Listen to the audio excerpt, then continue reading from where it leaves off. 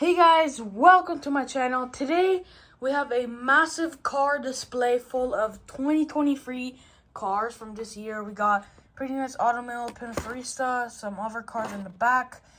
We got a nice Corvette on the front here, Stingray, and a few other cars in the back there. We got a Fast and Furious Corvette. Have a nice Aston Martin Golf at the front there. A nice Fiat and a treasure hunt right there. Also have another treasure hunt, Toyota truck.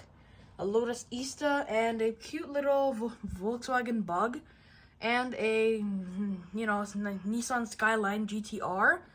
Godzilla, look at that, it has Godzilla on it. Very cool. We have a Mazda Miata MX-5 on top. A few of these around the world sets. We got 5 of them here, and we got one Cilantro GT. I don't know, that's like type of food. But look, we got all of our premiums on top of here. Got the Lamborghini and this Aston Martin.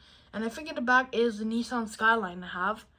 But look how massive this thing is. I have a few things in here, but I don't really have 2 hands to open it. But still, I wish I can open it, but I can't. But look at that.